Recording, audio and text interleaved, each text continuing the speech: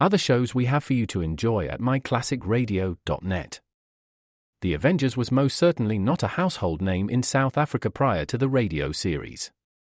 With no national television service until 1976, the mechanism simply was not present in the country to show television programs to mass audiences. While many other countries reveled in the filmed adventures of John Steed and company, South Africa was not equipped to join in the fun. The series took Britain by storm and made a major impression in the American markets, being that greatest of rarities, a British series given a network transmission slot. However, as a filmed series, rather than a videotaped one, The Avengers was able to gain a modicum of exposure in South Africa through film rentals. Come and listen at myclassicradio.net. Your Coca-Cola bottler presents Claudia, based on the famous play and novels by Rose Franken. Brought to you transcribed Monday through Friday by your friendly neighbor who bottles Coca-Cola. Relax, and while you're listening, refresh yourself. Have a Coke. And now, Claudia. Your pipe makes such a nice smell for an evening. Mm-hmm. It's what the well-dressed man smokes at night. Oh, that's why you smoke it? Oh, that's the only reason. I see. Well, I bet you it doesn't taste as good as it smells. Now that you will not find out. The double standard again. I wonder how soon women will be allowed to smoke pipes. Over my dead body. That's a fine way to talk. My, you certainly do use up ashtrays, don't you? What's that? I said you certainly do use up ashtrays. That's what they're for. Blast it. What'd you say? Consarned ashtray. What is the matter with it? So darn small, I keep spilling my ashes out on the table. Ouch. I burn my hand. Use a little care, dear. Yeah. What I want to know is, why do I have to use such a little ashtray? Oh, here, I'll empty it out for you. Gimme.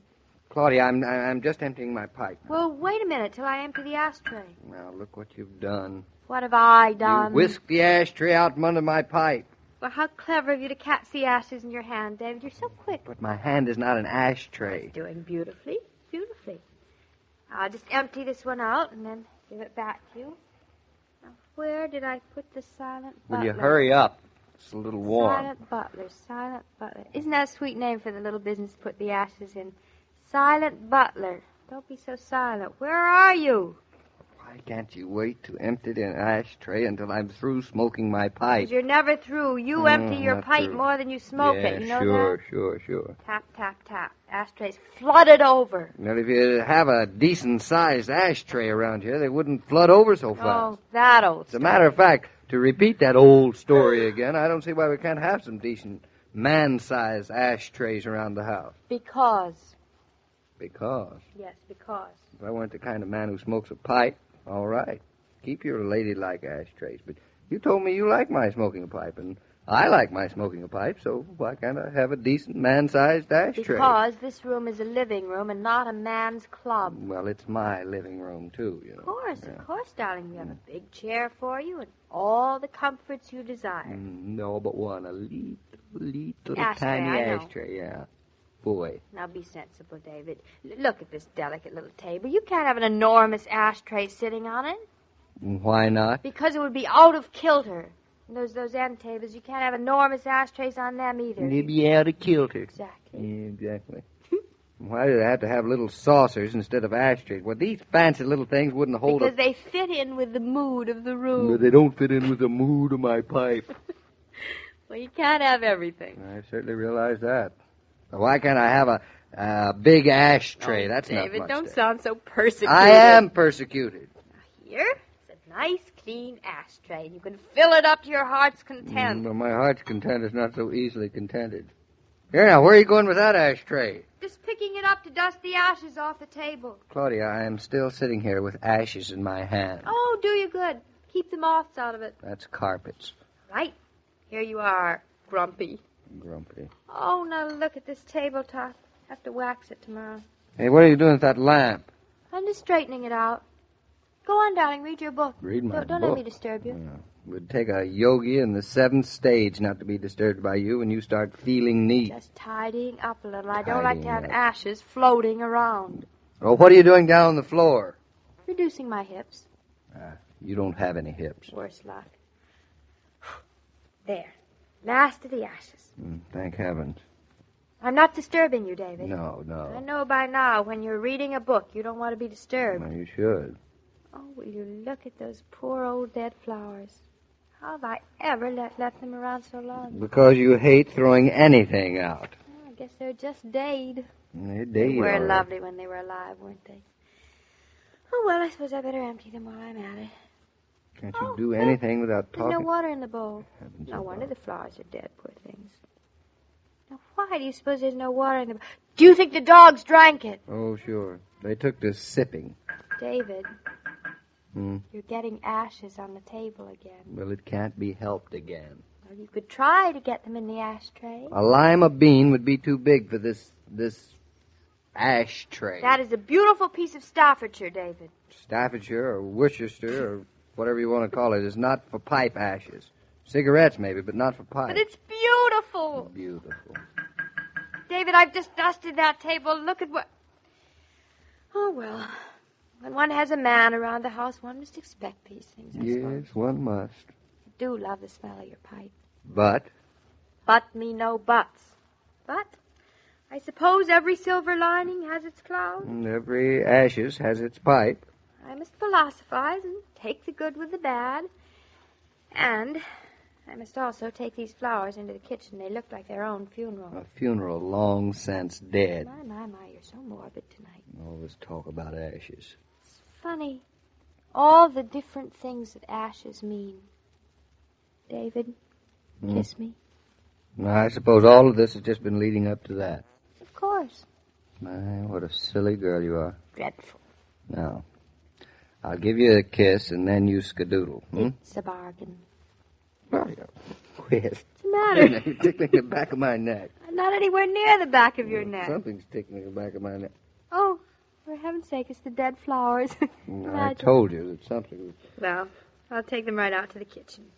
I might just as well leave the bowl right there on the table. It looks nice. Darling, you remember who gave us that bowl? No, haven't the slightest idea. It's a wedding present. I've been married too long to remember each and every wedding present. Has it really been that long? Certainly has. In case you're interested, a girl I went to school with gave it to me. She couldn't be much of a girl. It isn't much of a bowl. I like it. Short and squatty. Mm-hmm. I suppose you prefer the tall, thin ones like ostriches. Oh, yes, I much prefer ostriches. I like this one because it looks like the bottom half of a balloon. Mm-hmm. Don't you think? Yeah. It's lovely and heavy, too. It's very convenient shape. You were going to throw those flowers in the kitchen, remember? Oh, yes, so I was. Yeah, so you were. I'll only be gone a minute, darling. Well, Don't I'll worry. just sit here and pine away. You go right Is ahead. there anything you want from the kitchen while I'm out No, there? not a thing. Oh. A glass of milk, baby. No, not a thing. I'll bring you a box of kitchen mats. I don't need them. You want me to answer that? I suppose that silence means yes. What a night. Ashtrays, ashes, dead flowers, bowls that aren't ostriches, doorbells ringing. Tucker here. Say, I didn't expect it to be you, Mr. Tucker. The doorbell rang. Well, I rang the doorbell as kind of advance notice. Left my orchestra home. Well, come on in the living room. Mrs. Norton, she out tonight? Oh, no, she just went in the kitchen for something. She'll be right back in. I was walking up to Matthew Warren and saw the light burning in your living room, so I thought I'd pop in and pass the time of day with you a bit. Very glad you did. Yeah, with the hour it is, pass the time of night rather than pass the time of day, I guess, eh? How about a smoke, Mr. Tucker? Well, I got my pipe with me Oh, here. here, then have some of my tobacco. Well, don't mind if I do. Though I'll warn you, son, it won't make no difference to me. What won't? Well, my tobacco or your tobacco inside my mouth. The insides of my mouth has gotten so calloused with age, I wouldn't taste the kick of a mule. But if you don't mind wasting it, No, go right ahead. Thanks. Wait till you're 86, son. Just wait till you're 86. I can wait. Here, you want a light? Oh, I got my own matches. I never borrow what I got. Yeah, just use that ashtray there on the table. Oh, right, son. Well, what do you know? Smell this here tobacco right there, right through the roof of my mouth. You see, you're not as calloused as you think. Wonder if my palate's got so calloused from talking or smoking. Reckon from talking. My sister Delilah, she says I talk more than a chattering monkey. But I always kind of considered myself, silent man, slow-spoken and tight-tongued. Oh, well, I guess no one sees themselves as others see them, which, for most folks, is probably a good thing. It's a nice, comfortable room, this here room of yours is. David, this room is blue with smoke. How many pipes you smoking? Oh, howdy, ma'am. Why, Mr. Tucker, is that you there behind that thick veil? Hello. Have you been hiding there all evening? Wished I had. Well, make yourself at home. I already am, and as such, I want to tell you something. Oh, here we go. I noticed something about you something that's very rare. Oh, I can't imagine. Your husband here invited me to sit down for a smoke with him, and I must say, ma'am, you're a woman among women. Oh? If I'd found a woman of your understanding when I was a lad, I dare say I would have let myself get married, too. Well, I love the smell of pipe smoke. Is that unusual? No, it ain't what I'm leading up to. Yep, wait till I get home and tell my Delilah. It'll teach that sister of mine a couple of things. Well, what will teach your sister what, Mr. Tucker? You're the first woman, ma'am, who has a decent-sized ashtray around the house. Me? Most females, I? they only got these here picayune little namby-pamby ashtrays. Piece of glass or china. They don't allow their husbands the luxury of a decent-sized ashtray. David, what have you been telling Mr. Tucker? No, I haven't been telling Mr. Tucker anything. Anything I can't stand is having to tap out my pipe into an ashtray the size of a silver dollar. Then a woman blames you if you get ashes on the floor, ashes on the table. You sure are to be congratulated. This is a plot. See what the comfort it is to tap my pipe out into a full-grown ashtray? David, the flower bowl. Yep, Mrs. Norton, your wife, Mr. Norton, she's quite a woman. Well, as a matter of fact, Mr. Tucker, Claudia and I were discussing ashtrays just before you came And in. Mr. Tucker, there's something I have to tell you. I'm talking. David, Mr. Tucker, one thing that Claudia simply insists on having around the house are things to make life pleasanter and easier and so much simpler for a man. Oh, David. And one of those things, since I happen to be a pipe smoker, I mean, you know I've always been a pipe smoker, one of the things that I have to have is a good-sized, great big, convenient ashtray. Well, sure be a lucky man. And you see, Claudia doesn't go in for all those little saucers and fancy silver or glass or china dishes. Oh, no, sir. She realizes the value of giving a man what he needs. I can't stand this. And the fact that an ashtray is a little out of proportion to her table, why, poof! Claudia is enough of a woman to overcome that. David, I hate you. Well, keep talking, son. My jaw is dropping in respect. Just one more word, Mr. Tucker. Usually, I don't like to compliment my wife too much. Well, it ain't a good idea. Oh, but one must give the devil her due. Claudia knows that the secret of our happy, unruffled marriage, Mr. Tucker, is a good-sized ashtray. Hey, what was that? The saucer broke? Darling, you dropped your little ashtray. No, it's not a little ashtray, David. It's just a little piece of the past. When it's time for one of your favorite radio programs, make the most of that interlude. Relax thoroughly. Have a bottle of ice-cold Coca-Cola handy. Sit back, drink, and listen refreshed. And if guests join you of an evening for a popular radio show, serve Coke all around. Let everyone enjoy the pause that refreshes.